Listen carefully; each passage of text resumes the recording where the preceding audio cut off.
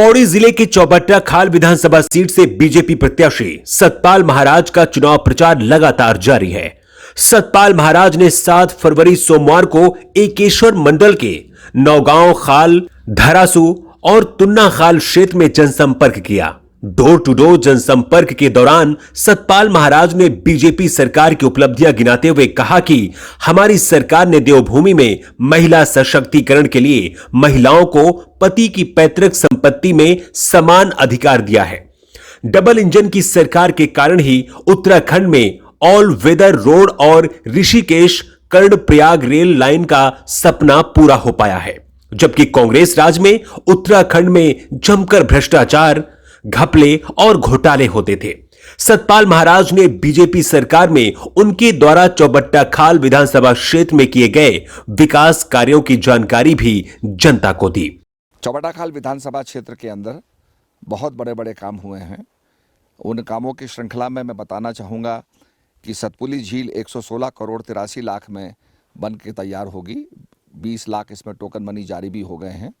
ये झील हमारे पर्कुलेशन ऑफ वाटर को बढ़ाएगी और इसके साथ साथ यहाँ पर्यटक भी आएंगे और झील का आनंद लेंगे। झील में लोग बोटिंग भी कर सकेंगे और वहाँ पर जलपान गृह जो शॉपिंग कॉम्प्लेक्स भी वहाँ पर बनेगा, जिससे कि निश्चित रूप में सतपुली हमारा एक पर्यटन हब बन जाएगा। जो लोग रैंसडाउन आते हैं उसके बाद कुछ और देखना चाहते हैं तो वह निश्चित रूप में सतपुली में आएंगे, और जो यात्री कोटद्वार से पौड़ी जाते हैं वो निश्चित रूप में सतपुली के अंदर रुक करके और जलपान करके आगे बढ़ेंगे। स्यूसी झील भी 48 करोड़ 24 लाख में बन के तैयार होगी। 10 लाख इसमें टोकन मनी जारी हो गया है। ये दोनों झीलें एक मिनी नैनीताल को यहाँ पर चरितार्थ करेंगी, तो इससे पर्यटन को बहुत बढ़ावा मिलेगा और क्षेत्र के लोगों को रोजगार मिलेगा। मैंने पंपिंग योजनाएं स्वीकृत की हैं, जिसमें रसिया महादेव पंपिंग पेयजल योजना जो है 10 करोड़ 88 लाख 61 हज़ार के अंदर बन के तैयार होगी, क्योंकि हमारे क्षेत्र के अंदर पानी की काफ़ी दिक्कत है, तो उसको समाप्त करने के लिए हमने ये अभियान चलाया है। रसिया महादेव पंपिंग पेयजल योजना, गुजरखंड पंपिंग पेयजल योजना जो 22 करोड़ 21 लाख में बन के तैयार होगा। बेदीखाल जोगीमढ़ी पंपिंग पेयजल योजना 22 करोड़ 84 लाख 84 हज़ार में बन के तैयार होगी। भूमिया डांडा पंपिंग पेयजल योजना 25 करोड़ 1 लाख 32 हज़ार में बन के तैयार होगी। ज्वालपा नौगांव पंपिंग पेयजल योजना 24 करोड़ 47 लाख 38 हज़ार में बन के तैयार होगी। बरसुंडा देवता पंपिंग पेयजल योजना, इसकी लागत 21 करोड़ 22 लाख 41 हज़ार में ये बन के तैयार होगी। तो ये हमारी सारी योजनाएं जो हैं 136 करोड़ 55 लाख 57 हज़ार में ये बन के तैयार होंगी, और इसमें 280 जो है गाँव को लाभ मिलेगा और 40,000 आदमियों को पीने का पानी उपलब्ध होगा। तो ये बड़ी महत्वाकांक्षी योजनाएं हैं जो चरितार्थ होंगी। इसके साथ साथ हमारे क्षेत्र के अंदर हमने सिंचाई विभाग के हमने काम किए हैं, जिसमें 21 करोड़ 77 लाख 11 हज़ार के कार्य जो हैं हमारे करवाए गए हैं, और इसमें जो कुछ कार्य जो चालू हैं वो हमारे 17 करोड़ 44 लाख 99 हज़ार के वर्तमान में कार्य किए जा रहे हैं। इसके साथ साथ लघु सिंचाई के अंदर हमने 1 करोड़ 55 लाख 42 हज़ार के जो कार्य हैं हमने किए हैं, और वर्तमान में जो कार्य चल रहे हैं 1 करोड़ 68 लाख 21 हज़ार के कार्य जो है इस समय जो है वर्तमान में गतिमान है। पर्यटन के क्षेत्र में हमने 96 लाख 21 हज़ार के कार्य हम कर चुके हैं, और जो वर्तमान में जो कार्य चल रहे हैं वो 22 करोड़ 67 लाख 20 हज़ार के कार्य हमारे चल रहे हैं। इसके साथ साथ सतपुली में 40 शैय्यों वाला पर्यटक आवास गृह TRH हम उसका निर्माण करा रहे हैं। 4 करोड़ 83 लाख में बन करके तैयार होगा। ये मल्टीपर्पस होगा, इसमें आप शादी विवाह भी कर पाएंगे, पार्टीज भी दे पाएंगे, तो ये पूरे क्षेत्र के लिए बहुत ही इम्पोर्टेंट हब बनेगा। सतपुली में होम स्टे का सेंटर का निर्माण हुआ है, जिसका 1 करोड़ 99 लाख 47 हज़ार में बन के तैयार हुआ है। बेरोखाल में पर्यटक आवास गृह का निर्माण का कार्य पूरा हुआ है, जिसमें 60 लाख 40 हज़ार की राशि हुई है, इसका हमने लोकार्पण कर दिया है। दीवा के डांडा में हमने मार्ग के ट्रैकिंग को ठीक करने के लिए, उसके रास्ते को ठीक करने के लिए 10 लाख हमने सैंक्शन किए हैं।